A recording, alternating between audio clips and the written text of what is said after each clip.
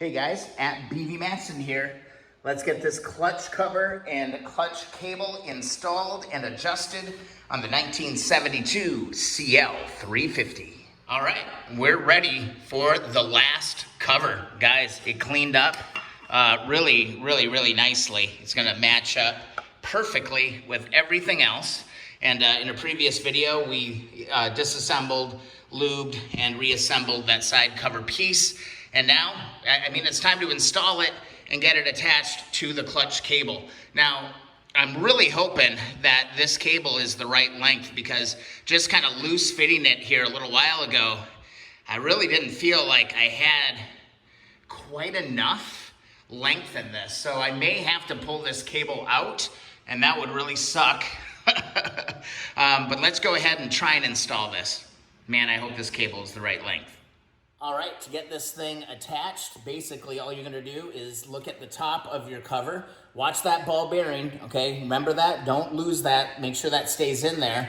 And we're gonna insert our cable into the top edge and pull the little rubber connector right along with it, okay? So I'm gonna give this a snug. I've got my adjusters all the way back, okay? So I've got maximum length. And then all I'm gonna do is I'm gonna grab my adjuster and slide this into position here. I wonder if it might be easier just to pull that out of its pocket here and then put it back in there, because this thing is really finicky to deal with. But anyway, it just slides in. There's a little connecting loop that you gotta pull on and push this bad boy down into position. A little needle nose action might help you push this thick nub of it down. See if I can get it to go. Come on, buddy. Come on, buddy, go home. There we go. There, that popped into position. And your little boot there, that actually feels good. Now I can go ahead and position that again. Make sure that your ball bearing is in place there. So our cable, our clutch cable is connected. Now this can be kind of a finicky adjustment, and it's actually kind of confusing, I'm not gonna lie. So let's make sure that we refer to the manual and do this thing step by step. We're looking at it here. Step 1, screw the clutch cable adjusting bolt A, located on the clutch lever, all the way in to the clutch lever bracket. All right, so let's go adjust that all the way in. So here I'm at my thing. Let's move this all the way into position. And that should give us maximum length on this. So again, according to the manual, that's how that goes. Next step, turn the clutch cable adjusting bolt B, located on the drive chain cover, in the direction A to loosen the clutch cable. And if we look here, direction A, that's gonna take that bolt all the way out. So I'm actually already in that position, so that's great. And now what we do is we move to our cover. Actually, I need to install the cover first, so let's go ahead and do that. All right, we've got our fancy new Allen head bolts ready to go. Do not forget the anti-seize on each one of these. So I'm gonna go ahead and give each one of these a nice little brush of anti-seize. So the next person in 40 years is working on this bike, they're very thankful for the attention to detail that I have put on this bike. At least I think I have. So anyway, your ball bearing, check. That is in place. Everything's operating smoothly here. We're all greased up. So let's go ahead and position our cover. Everything should line up and slide in really easily. And there she be. So again, I have my cardboard guide. Okay, I absolutely love this thing. I know exactly where my bolts need to go. And yeah, let's go ahead. I did double check to make sure that none of my wires were binding anywhere or getting pinched anywhere as well. So that's all moved out of the way. It's all looking really good. And we can go ahead and install our 4 bolts just like this. And then we will grab our Allen wrench and get these into position. I'm not gonna go crazy tight with these right now, because I may experience clutch pop which some of you may be familiar with. When it's a little bit too tight, it will, you know, not go your way. So, yeah, we want to make sure that we avoid that. So I'm just going to, or make it easier for me to get this cover off when that time comes. So I'm going to go ahead, get these into position, and we can go ahead and start adjusting the clutch. All right, let's go to step 3. Loosen the clutch adjusting screw lock nut. Turn the clutch adjusting screw counterclockwise direction until a slight resistance is felt. From this position, turn the adjusting screw in the clockwise direction by a quarter turn and then torque the lock nut. So let's do that next. All right, so here's your locker. Okay, your locker is there. You know, I keep looking at the manual and it doesn't show a washer there. So I'm actually gonna take the washer out and I'm going to put this on loosely. Now, what I'm gonna do is, if I can find it, I'm gonna find my flathead screwdriver and I'm just gonna very carefully start to turn this counterclockwise until I feel a little resistance. I feel just a little bit of resistance starting right there. And it said slight resistance, so I'm gonna go carefully. I'm gonna say that's slight resistance, and then I'm gonna back it out about a quarter on that, and then I'm gonna tighten my lock nut. It is a 12 millimeter. Again, hold this in position, don't let that turn, and we'll lock that down just like that. And that's kind of where we start. Next step, it says turn the clutch cable adjusting bolt B located on the drive chain cover in the B direction, so there's approximately 3/4 of an inch of free play on the clutch lever, all right? So that's where we want to go next. So let's go up to our clutch lever. I've got free play. God damn, that actually feels really good right off the bat. I'm not sure I need to adjust that. It's supposed to have a little bit of wobble in it.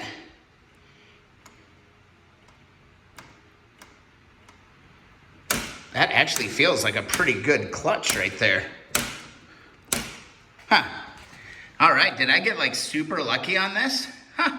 So then next deal is just adjusting this lock nut. I'm gonna go ahead and lock this down. If it's loose or if you need to loosen it up, basically you just dial this thing in and adjust for cable tension. But honestly, there's no resistance. There's where it starts to engage. And to my eyes, that's about 3/4 of an inch right there.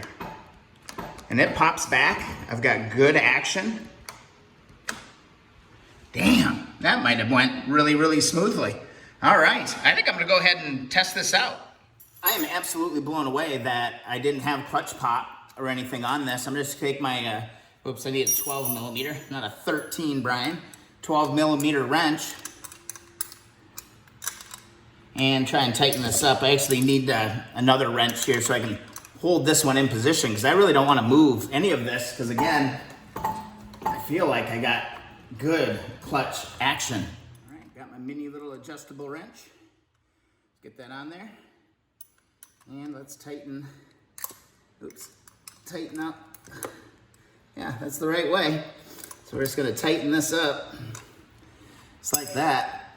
And that should be there, guys. That is gonna stay there and hold that nut in place. And we can go ahead and push our boot down on top of that. Again, that sounds right, it feels right. I think we might be good to go. Let's get the actual shifter lever on and see if we can shift this thing into gear. That went way easier than I thought, man. I battled and battled and battled that on my 70. First, I'm gonna make sure I go tighten all these up too. All right, next step, guys. Last step, kind of, for today's videos is to get this installed on the bike. So it's gonna go onto this post, which it looks like I got a ton of paint on. I might have to go grab my Dremel and clean this up. And then it's just gonna go on here I believe, how was that? Yeah, so like this, was it like that or like that? Oh God, I gotta go refer to the 70. I'm just gonna use my Dremel here and clean off this shaft. Little paint remover tool. And yeah, we should be getting real close, guys. All right, guys, got that cleaned off. I'm gonna go back into my bag and look what it says. It says shifter. So let's grab our hardware for this. Come on, get out of there. Okay, what we're gonna have here is a washer and a nut. Washer and nut are gonna go right here. Then we've got a bolt that's gonna clamp this together onto the motorcycle. So we are getting close, guys. One thing I'm gonna do is I'm gonna take just a little bit of grease and grease up this part right here, because that's gonna be moving a little bit. Give my hands a wipe, and it orients this away, okay? So we can slide this on, just like that. And this should want to go home. Let's see, we gotta get this thing aligned just right. Yeah, and I'm glad I checked that because it does go up. It goes up like this, just like this. And then the whole darn thing should, there we go, there we go. Goes just like that. I'm gonna grab just a little bit of my anti-seize compound on this bolt, just like that, and insert. How awesome is this, guys? Now let's hope it shifts, right? We don't know about that, so we'll find out. Pretty sure the shifting worked when I got it. I think I ran it through the gears. Other one, let's go our washer right here. And then I'm actually gonna put some blue Loctite on this one here. Boy, oh man, it's like you need a tube of blue Loctite in order to do these bikes, I think. I remember I went through exactly one on my 70, and this one is getting to end of life pretty darn fast here as well. So then what we need is our 12 millimeter, yes. And we can go ahead and tighten these on, just like that. And the other one, I believe, is a 10 millimeter. So we got our blue Loctite on this one. Snug that up. Beautiful. Move over to my 10 millimeter. And let's snug this one up.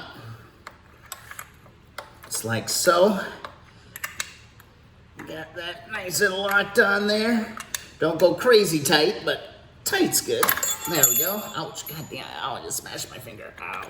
And there we go. There's our shifter. That is now installed as well. Woo! I'm still feeling good about this clutch pressure. Even if I do need to adjust it, I should be able to do any adjusting that I need to do up on this boot here. So let's get it off the stand and let's see what happens. All right, let's clear a little path here. I'm gonna back up the bike. It's in neutral now. All right, just like that. I'm gonna pull the clutch, drop it into gear, still rolling, my hands on the clutch. Now I'm gonna let out my clutch. I don't know if I got it in gear. There we go. Clutch out, there it stopped. Clutch is in, clutch out. Feels a little light. Stopping. It is out of gear, it's engaging. Yeah, it is engaged. And now if I pull it, let me give you just a little bit more elevation so you can see the handle that I'm doing here. Get her up. Okay, she's in first, it ain't moving. Hand on the clutch.